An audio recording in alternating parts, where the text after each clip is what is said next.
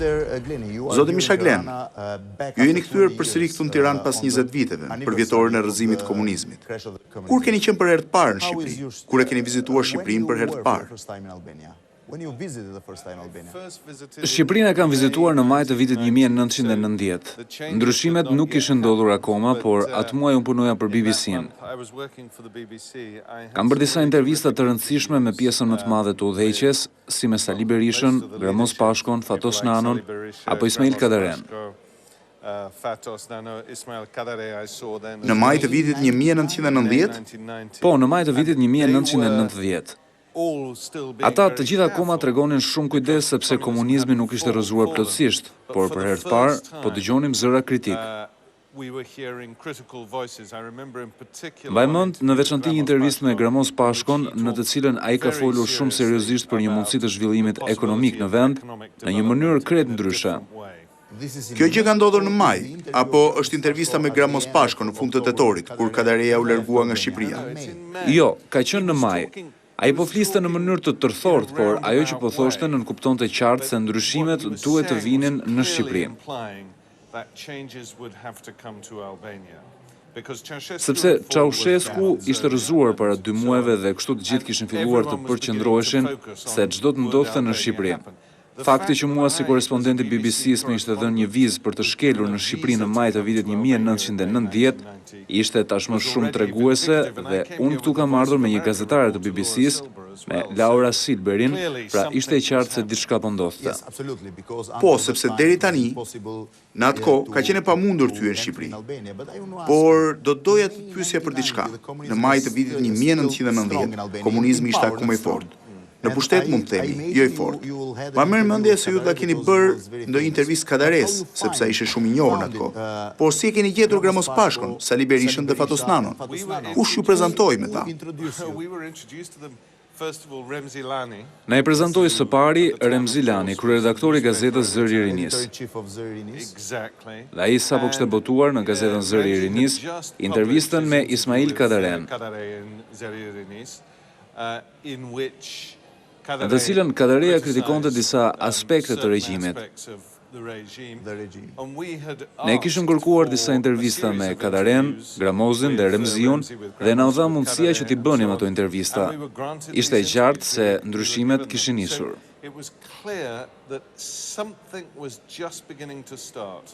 Edhe me Berishën? Saliun e takova herën e dytë. Dhe kjo herë e dytë ka qenë në dhjetor? Jo, ka qenë në korrik. Në korrik? Dakor, po si e gjetët ju Sali Berishën? Ai në atë kohë akoma nuk ishte bërë person aktiv. Jo, ai po bëhej aktiv dhe atë e kam njohur përmes Gramozit, Gramoz Pashkos. Ai po bëhej aktiv dhe duke qartë se ishte një figurë karizmatike. Në korrik kjo gjë? Po, në korrik. Ju keni qenë këtu gjatë krizave të ambasadave? Pikërisht. Dhe cila ka qenë përshtypja juaj për atë kohë? Sepse në fakt ju keni qenë një korrespondent i BBC-s në Ballkan, një person shumë i njohur.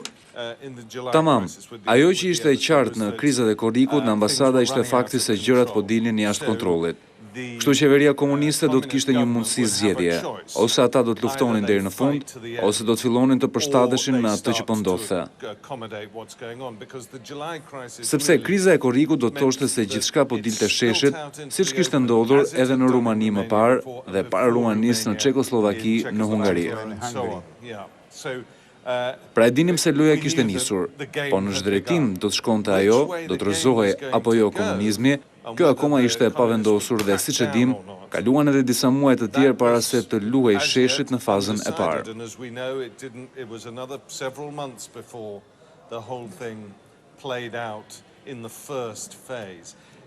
Po ashtu në korrik kam shkuar në Berat.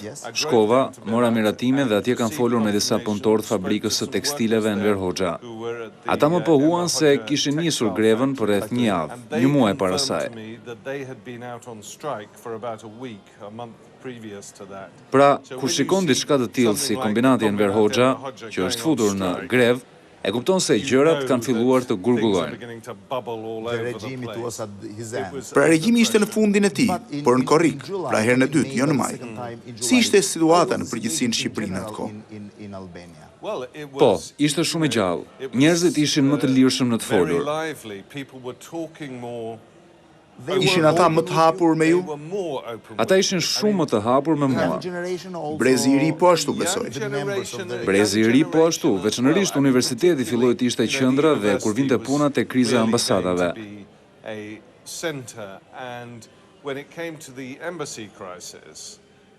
Shikoje shumë të rinj që tashmë e dinin se ç'po ndodhte në lindjet e Evropës dhe sigurisht tashmë dije që të gjithë po shikonin kanale televizive italiane. Pra e gjithë ideja se jeta në Shqipëri ishte tmerrsisht e bukur dhe se gjithë të tjerët po bënin një jetë të mjerueshme, nuk gjente më besim mes popullit dhe veçanërisht mes të rinjve. Ata tashmë donin që të shihnin botën, po zjenin nga acarimet. Në atë kohë patët ndonjë mundësi për të intervistuar Ramizalin?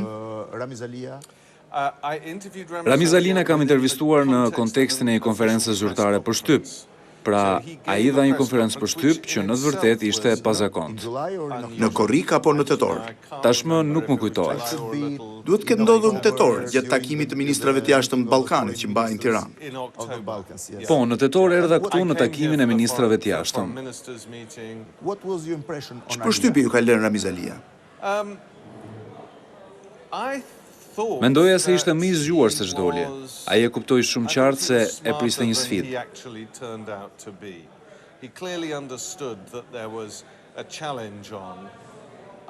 Mendova se më në fund ai do të ecte shumë i qetë dhe do të vendoste të negocionte një rrugdalje që do t'i linte atij një farë pushteti në vend, sepse mendoj që ai ka luajtur rëndshëm.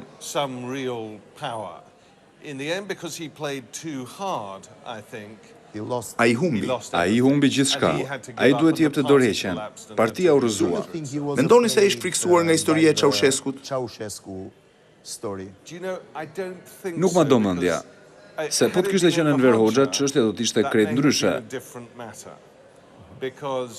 Sepse Ramizalia ka qenë në pushtet vetëm që nga viti 1985 dhe nuk ka qenë një diktator i egër, siç mund të themi për Enver Hoxhën.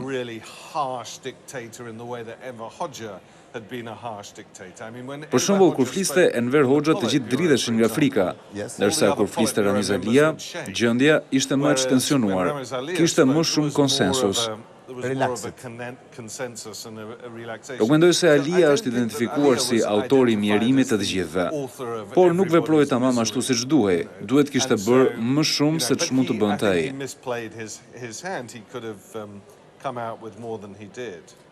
Zoti Misha Glenny, ju keni intervistuar Gramoz Pashkon, por nuk po përmend thu Kadarenë se tashmë është një histori e njohur.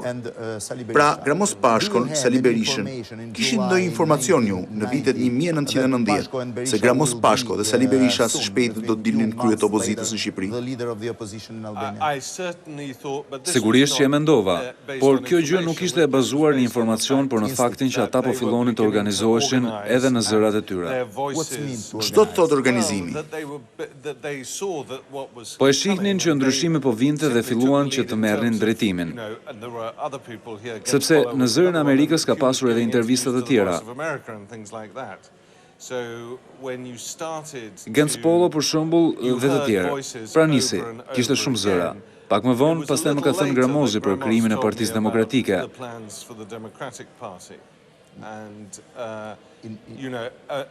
Siç ka ndodhur edhe gjetk në Evropën lindore, ti sheh njerëz që grupohen dhe të gjithë janë shumë ambiciozë dhe pastaj ata fillojnë të përçahen. Pra ka një opozitë shumë të shpejtë.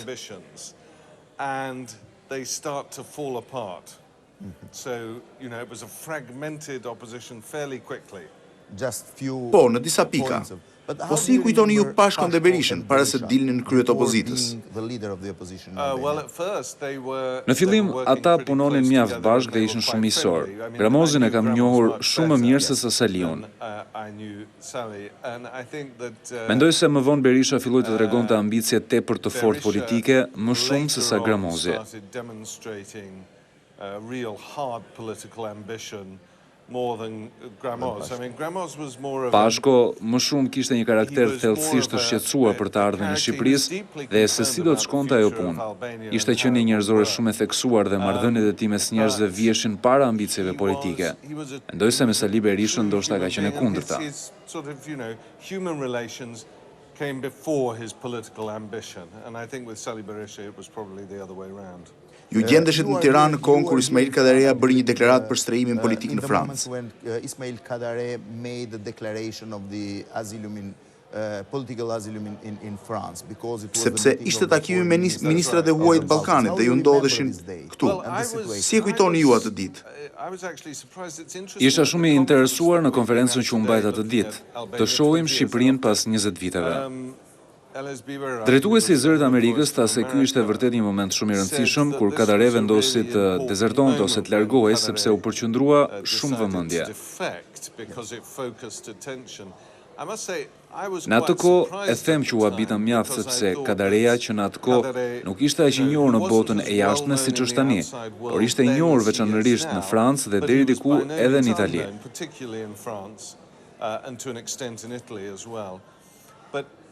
Mendova se Kadareja ndoshta duhet të rinte dhe të luftonte brenda në Shqipëri, jo të merrte një rol politik.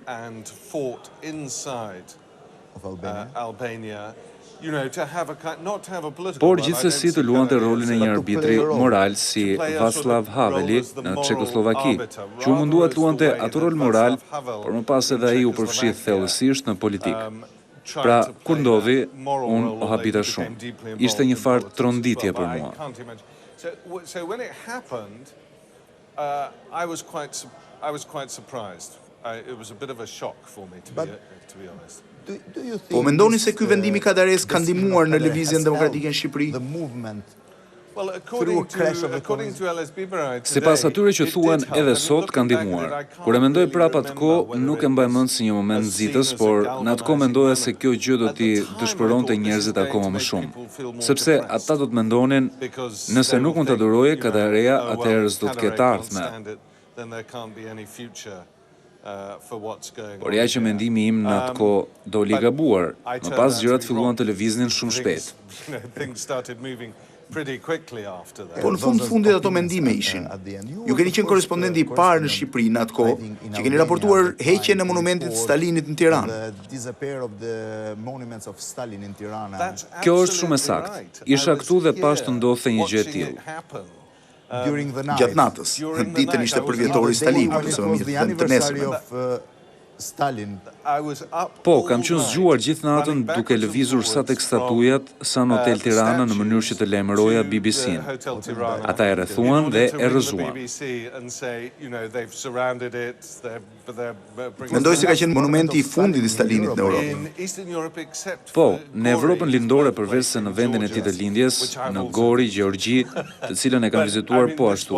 Por ai ka qenë një moment me një simbolik shumë të fortë, sapo u rrëzua statuja e Stalinit.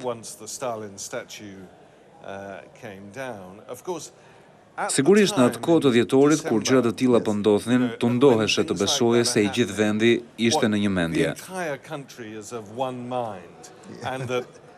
Dhe tashmë të gjithë po ecnin së bashku për të hequr qafe komunizmin dhe të nisnin një demokraci shumë të lehtë politike.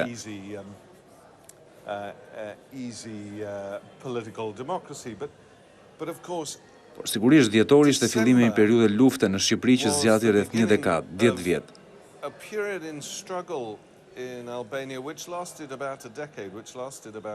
Ka pasur disa momente tepër serioze dhe të rënda në 10 vitet e ardhshme, ku ky vend mund të kishte kaluar në luftë civile.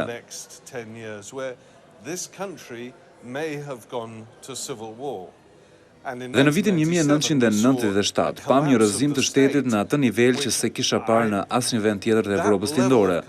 Por ai ishte një moment jashtëzakonisht i rënd për këtë vend, për të cilin e them me kënaqësi se e ka kapërcyer pjesën më të madhe. Sot Shqipëria pas 20 viteve nuk është shumë ndryshe vetëm nga vitet 90, por është shumë ndryshe edhe nga viti 2000. Është ndryshe edhe nga viti 2000, siç e shihni ju Shqipërinë, sepse ju vini shpesh këtu, apo jo? Po, kohët e fundit nuk kam ardhur aq shpesh siç vija më parë, apo do doja që të vija, por kjo ndodh pjesërisht sepse kam qenë i zënë me punë në zona të tjera. Më lejoni t'ju a them sinqerisht se çfarë mendoj unë për Shqipërinë. Së pari, nga ana kulturore është shumë ndryshe nga pjesa më e madhe e vendeve të Ballkanit. Po për shembull nëse marrim Bullgarinë, Serbinë apo Maqedoninë, mbizotron një atmosferë e përgjithshme zymtësie dhe depresioni, mbi faktin që jeta është e vështirë dhe do të jetë e tillë.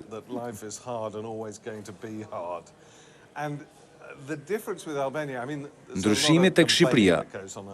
Mos më keq kuptoni se edhe këtu ka shumë ankesa, por ekziston edhe një farë optimizmi mesdetar dhe një farë anarkizmi surreal për shpirtin kulturor shqiptar të cilin unë ja atribuoj afërsinë mesdetare.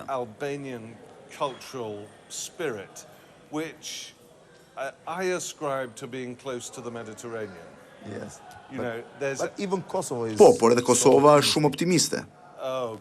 Kosova është më pak optimiste se sa këtu. Dhe kjo është vërtet interesante gjatë diskutimeve në Ballkan dhe jashtë.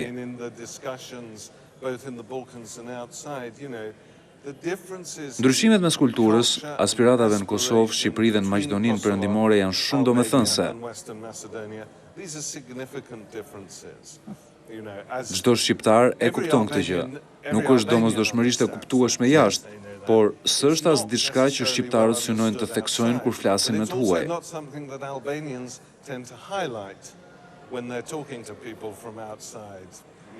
Nuk flasin edhe shumë për ndryshimet, por ne i dim ndryshimet. Ju i dini, po ashtu dhe shikuesit në të njëjtën kohë. Pra Shqipëria në vetvete ka shumë më shumë ndjesinë mesdhetare. Unë them ndjesinë dhe shpirtin mesdhetar. Tamam, mua më duket si një vërshim ajri të pastër. Po ashtu edhe diku në 1997, një përvojë të keqe mund të çojë në një rrugë të keqe. Ajo që duhet të theksoj për Shqipërinë është fakti se edhe pse është padyshim pjesë e një tradite të gjatë kohe ballkanike, ka një karakter të veçantë, jo vetëm në rajon, por edhe brenda botës ku flitet shqip.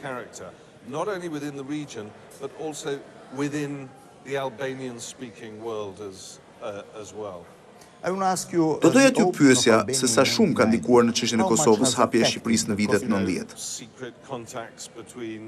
Mendoj se situatat e të dy vendeve kanë pasur ndikim tek njëra tjetra, jo në kuptimin konspirativ. Kontakte sekrete mes forcave të ndryshme politike në Shqipëri dhe në Kosovë, por situata në të dy vendet ka ndikuar në politikën vendase shqiptare në disa mënyra shumë interesante. Sipas mendimit tuaj, përse dizintegrimin në Jugosllavi nisin Sloveni dhe Kroaci dhe jo në Kosovë? Nëse më lejoni të citoj Shkëlzen Maliqin, intelektualin e famshëm të Prishtinës, kjo luftë nisi në Kosovë dhe do të përfundojë në Kosovë. Kështu ka thënë ai dhe me këtë donte të thoshte, këtë e ka lidhur më shumë me vitet 89-90 me demonstrata. Dhe po të shihni me kujdes në vitin 87, Miloševići e ka përdorur Kosovën si një mënyrë për të mobilizuar nacionalizmin brenda Serbisë.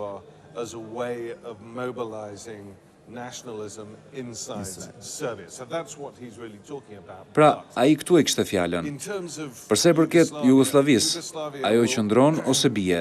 Kjo gjë varet nga lidhja që ekziston mes Serbisë dhe Kroacisë. Mund të ndodhë që slovenët, kosovarët, bosnjakët dhe maqedonasit të ndikojnë në këtë gjë, por lidhja themelore në Jugosllavi ishte mes serbëve dhe kroatëve. But the fundamental relationship in Yugoslavia was between the Serbs and the Croats. Por po të kishin nisur në Kosovë, mendoni se do të kishte rezultate shumë më të ndryshme? E keni fjalën nëse tashmë do të kishte luftë në Kosovë. Mendoj se kështu do të kishte një dizintegrim shumë më të shpejtë, sepse do të kishte dhunë serioze në Kosovë, duke marrë parasysh edhe ato që po ndodhin në skenën politike e vendase në Kroaci dhe në Sloveni. Kjo e fundit do të ishte larguar pa pyetur fare.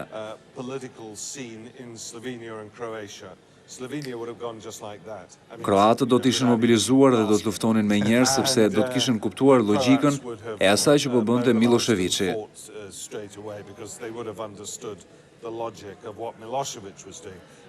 Është një gjë kur Jugosllavia në mars të vitit 1981 hyn, ku autoritetet federale hyn dhe vendosin gjendjen e jashtëzakonshme.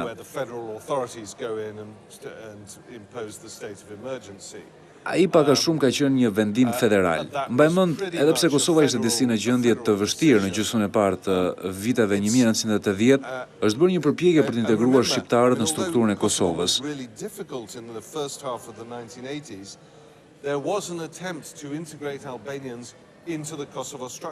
Ju keni decentralizimin dhe forca e policisë ishte kryesisht me shqiptarë.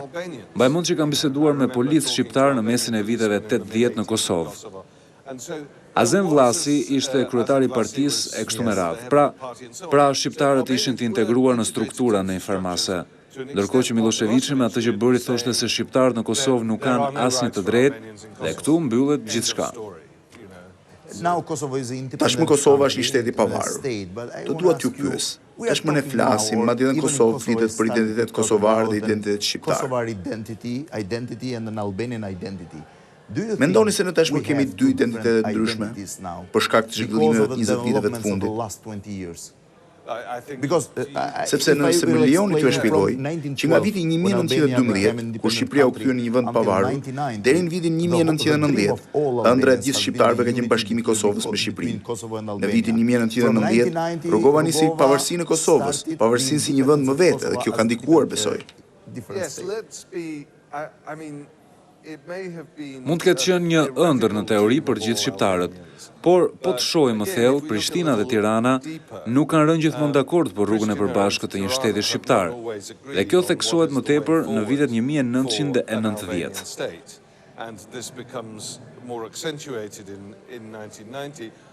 Pjesërisht prej shtetit demokrat shqiptar.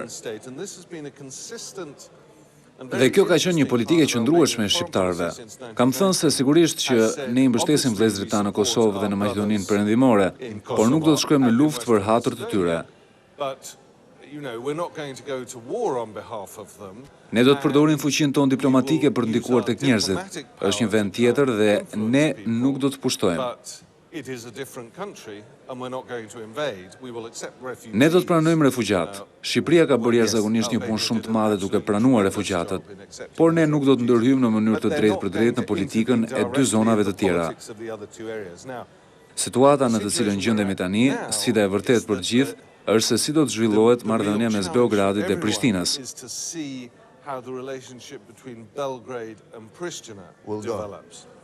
Kujtoj që në këtë territor ka pasur shumë dhunë dhe gjakderdhje, dhe në fakt edhe pse jemi të gjithë të shqetësuar për mënyrën se si marrin gjërat, nivelet e paqes dhe të bashkëpunimit që kemi parë këto 5 ose 6 vitet e fundit që prej fundit të luftës në Maqedoni, ka pasur një transformim shumë të dukshëm dhe bashkëpunim tashmë në një gamë të gjerë çështjesh në të gjithë rajonin.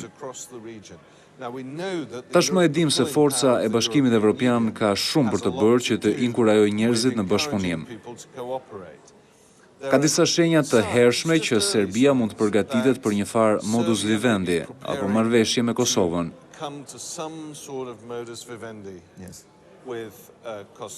Sa po të ndodh kjo gjë, përqendrimi të gjithëve do të jetë futja në Bashkimin Evropian. Por unë mendoj se Kosova do të hyjë si një shtet më vete dhe Shqipëria si një shtet më vete.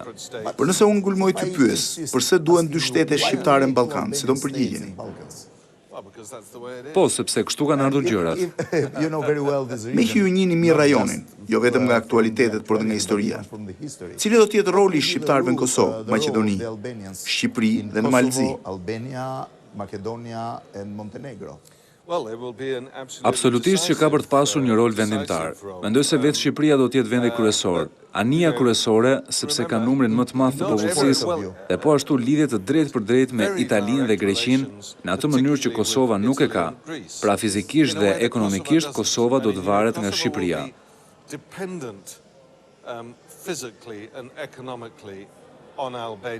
E keni parë rrugën e re mes dy vendeve? Sigurisht, më tepër përfitim nga ajo ka Kosova se sa Shqipëria. you know as well as I do, depends if you see our... Varet se si e shihni turizmin. you know, they like your... Ju I doni vëllezërit tuaj kosovar, por nuk doni që ata të vinë të jetojnë këtu në Tiranë. Ishte shumë interesante, po biseduaj me dikë për Shqipërinë dhe Bosnjën, ndeshjen kualifikuese të kampionatit evropian. Ai ishte nga Tirana dhe po thoshte: vuri re se sa mbështetës, po në mënyrë agresive ishin kosovarë dhe shqiptarë dhe Maqedonisë Perëndimore. Shumica e tyre ishte nga Kosova dhe Maqedonia. Ai tha se e kishin të tepruar. Po, por në fund paguajnë me euro dhe jo me patriotizëm. Shumë mirë, roft euroja. Dhe sa herë do të jetë ajo në telashe. Por duket qartë që lidhja do të jetë shumë e ngushtë. Një nga gjërat që duhet të mos harroni për Bashkimin Evropian është fakti se kufit kanë synim të jenë sa më pak të dukshëm.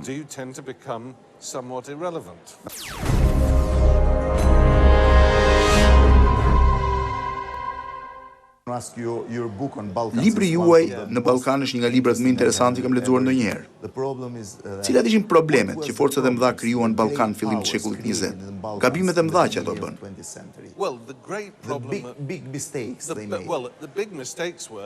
Gabimi I tyre I madh ishte fakti që donin të kontrollonin rrugët anësore në Ballkan. Ballkani kishte arsye të fortë të tregojë kritik. A ishte Ballkani I ri peshore për fuqitë e mëdha në atë kohë?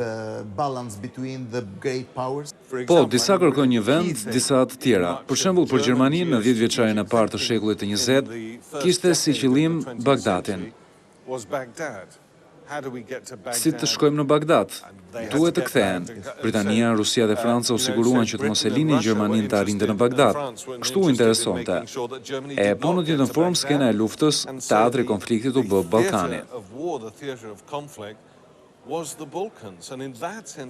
Unë besoj shumë që në historinë moderne, nxitse e dhunës në juglindjet e Evropës ka qenë gara e madhe mes fuqive të mëdha dhe jo konfliktet e rajonit.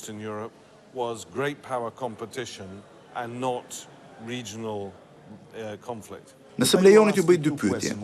Përse shqiptarët janë ndarë në dy pjesë gjatë fundit të luftës ballkanike në 1913?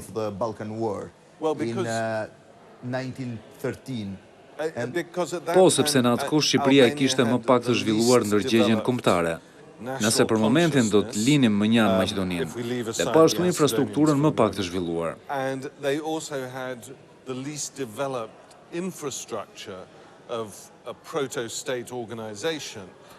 Serbët, grekët dhe bullgarët në veçanti ishin shumë më shumë ndikues.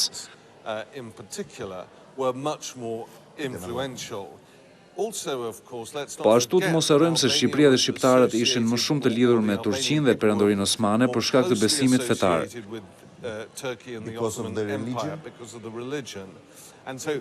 Pra përsa I përket mobilizimit ishte më e lehtë. Tani ne e dim që pas luftës së dytë ballkanike, edhe të krishterët nuk ishin miqësor me njëri tjetrin.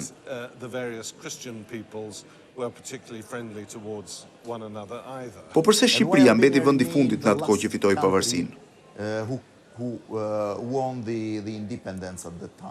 Për shkak të këtyre arsyeve, nuk ishte aq e fortë si tru politik dhe nuk ka pasur aq shumë kontakt me fuqitë e mëdha.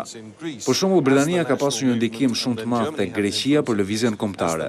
Po ashtu edhe Gjermania ka pasur një ndikim shumë të madh tek Greqia, ndërkohë që sa vinte dhe rritej lëvizja kombëtare. Serbia këto 2 dekadat e fundit, në fund të shekullit të 19 dhe në fillim të shekullit të 20, ka pasur lidhje shumë të fortë me Gjermaninë. Ushtria serbe mori si model ushtrinë pruse dhe shumë ushtarë serb janë stërvitur në Prusi. Po ashtu dhe oficerët dhe ushtria osmane. Po, edhe shqiptarët kanë pasur pjesërisht ndikim në strukturën e ushtrisë osmane, po ashtu. Por ata ishin thjesht të dobët dhe jo në shkallën e zhvillimit të duhur. Të mos harrojmë se zhvillimi industrial I Shqipërisë në atë kohë nuk dukej asgjëkund.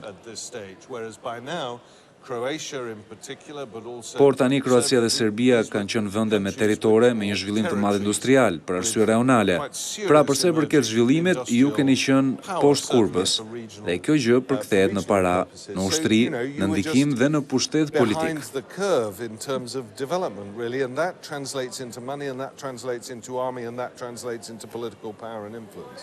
Dua të pyes, pas ndarjes së Jugosllavisë dhe të luftës në Kosovë, mund të themi se fuqitë e mëdha I kanë ndrequr gabimet gabimet që bën fillim të shekullit 20? Has made a regulation of the mistakes they made in the beginning of the 20th century.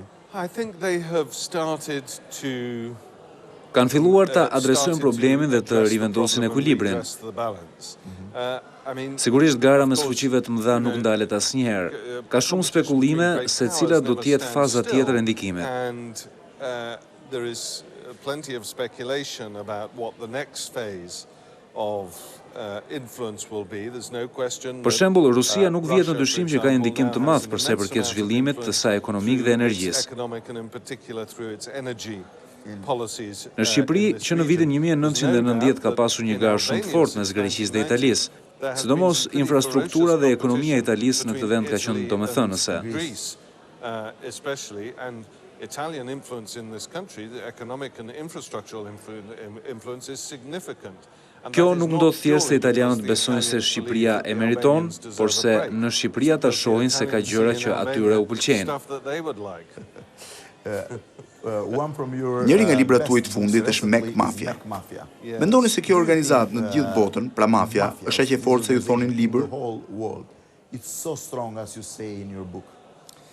Po, mendoj se po. Fillova të shkruaj duke u nisur nga ajo që po ndodhte në ish Jugosllavi dhe në Ballkan në tërësi. Kuptimi se luftrat në Jugosllavi ishin nisë me një elite kriminale duke u munduar që të fitonte sa më shumë para që të ishte e mundur dhe të përgatiteshin për të sakrifikuar dhjetra qindra dhe mijëra njerëz. Kur vëzhgoi ato sipërmarrje kriminale ku ishin përfshirë, që kryesisht furnizonin me shërbime dhe mallra të palishme nga njëra pjesë e botës në tregun e Bashkimit Evropian, doja të dija lidhjen me ato pjesë të tjera të botës.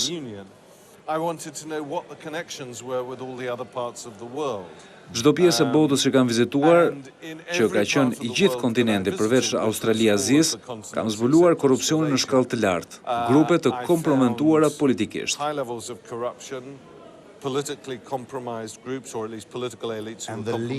Lidhjen mes politikës dhe mafias? Shumë e afërt. Mund të shohësh rrotull, jo vetëm këtu dhe s'kam ndërmend të përmend emra këtu, por po të shohim Miloševićin, edhe rrjeti i tij krimit të organizuar, parlamentarët e kështu me radhë. Po, një gjë e tillë duket edhe në Brazil.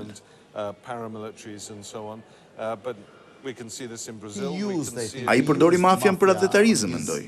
Nationalism and his power.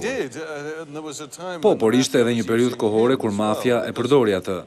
Në shkëmbim të mungesës së stabilitetit që ata i siguruan atij, morën shumë para shpërblim. Është një rast shumë interesant nëse do të shohim Rusinë deri në vitin 1990. Në vitin 1990, oligarkë dhe krimi organizuar kontrollonte shtetin rus drejt për drejt, duke përdorur personalitetin e Boris Jelcinit. Kur vdiq Jelcini, pushtetin e mori Putini. Mori përsipër gjithçka, kështu që shteti rus të kontrollonte oligarkë dhe krimin organizuar. Kjo nuk do të thotë se krimi organizuar është zhdukur, por është një tip më i sistemuar.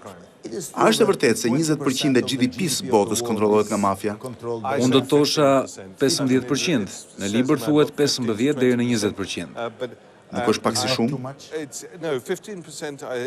Tërësisht është 15%, por prisni derisa të arrijmë në një përfundim.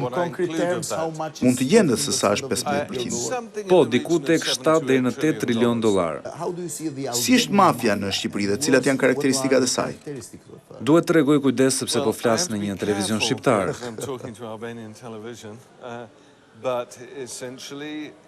Por në thelb, mafia këtu harliset nëpërmjet kontrabandës. Ka disa lloje kontrabandash, deri në një farmase hyn duhani.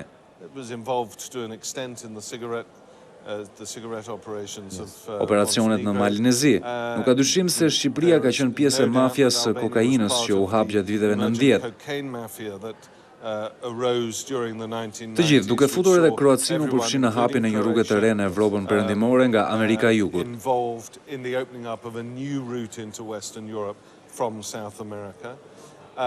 Sigurisht, siç e dim, ka shqiptarë që janë të përfshirë edhe në trafikimin e qenieve njerëzore, dhe kështu me radhë. Por një ose dy gjëra që dua të theksoj janë se ideja që mafia shqiptare apo jo kosovare është disi më e egër se sa ajo e serbëve, maqedonasve apo kroatëve, janë gjepura.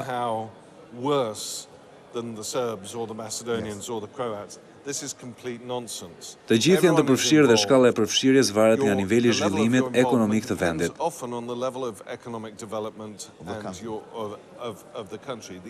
Gjëja tjetër është se pjesa më e madhe e aktivitetit ka strukturë të tillë që t'u sigurojë njerëzve të Bashkimit Evropian mallrat dhe shërbimet që ata kërkojnë. Drogë, prostituta, cigare pa taksë e kështu me radhë.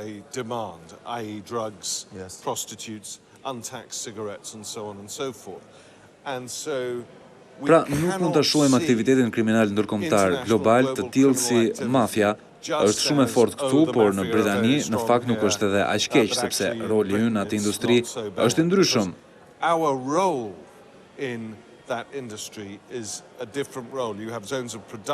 Ju keni zona prodhimi si Afganistani dhe Kolumbia ku prodhohet heroina dhe kokaina. Zona shpërndarjes si Ballkani dhe zona konsumimi. Dhe çdo zonë ka rolin e saj të rëndësishëm për mafian. Po procesi më i rëndësishëm i mafias shqiptare, cili është? Trafikimi njerëzor, por edhe në lëndët narkotike. Kosova dhe Serbia e Jugut luan një rol shumë të madh në këtë gjë. A është mafia shqiptare pjesë e mafias ndërkombëtare? Jo, janë pjesë e njëra tjetrës dhe bashkëveprojnë. Për shembull, nëse ju fusni kontrabandë cigare në Britani, që le të themi se vjen nga Egjipti, ju duhet kaloni përmes Bullgarisë, Maqedonisë, Shqipërisë, Italisë.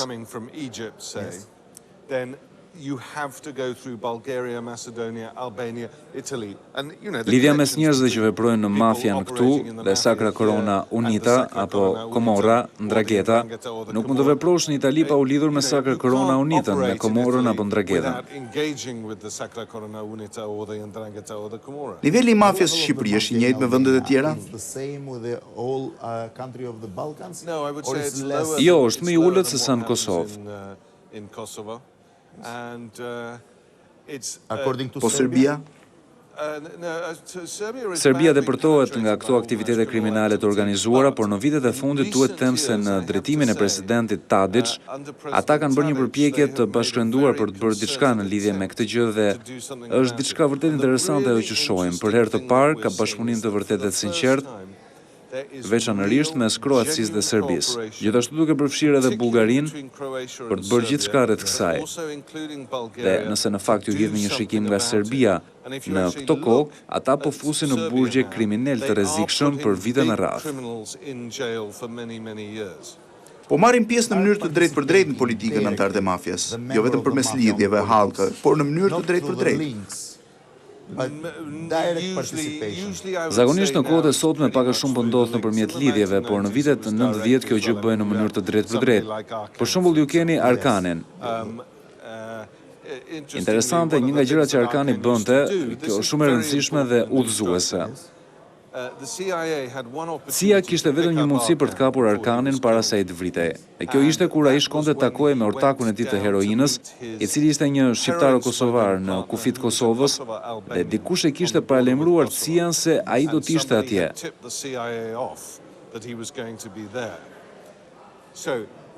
Arkani po bashkëpunonte me mafjen e heroinës në Kosovë. Të mos harrojmë se Arkani ishte antar i Partisë Nacionaliste në Kosovë. Kjo zbulon se ç'po ndodhte në të vërtetë me mafian. Ata përdorën adetarizmin. Po përse nuk e kapën atë? Po, sepse atë e kishte paralajmëruar dikush tjetër dhe nuk shkoi në takim. CIA ma ka thënë këtë gjë. Në fakt është një histori shumë interesante.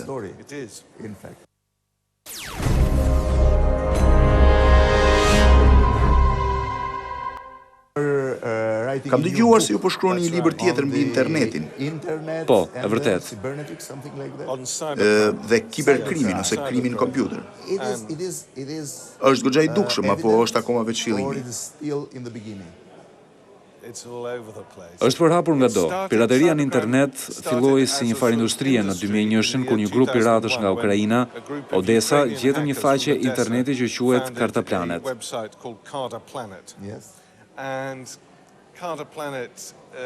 Njerëz nga gjithë bota i përkasin karta planetit dhe nëse je antar blen karta krediti, llogari bankare, shet viruse dhe trojan në të gjithë faqen. Kështu u bë shumë e përhapur. And those so-called carding sites became a very big thing in the 1990s. Since then, Që atëherë çdo gjë në internet ku përfshihen parat është në sulmin e piratëve, më besoni. Piratët janë njerëz shumë interesant. Ju keni këtu në Shqipëri dhe në Kosovë po ashtu. Hackers are very interesting people. I mean, you have interesting hackers here in Albania and Kosovo as well. Yes. Puna është se nuk e di kur arsyën e tyre. Janë kriminal, punojnë për një kompani që spionon një tjetër, apo janë të përfshirë në sigurinë kompjuterike të shteteve. Looking to spy on another company, or are they involved in state-to-state cybersecurity warfare? Pra nuk e di. Duhet prisni derisa të dalë libri, por kjo është një fushë që sa vjen dhe zgjerohet dhe bëhet akoma më shumë e çuditshme.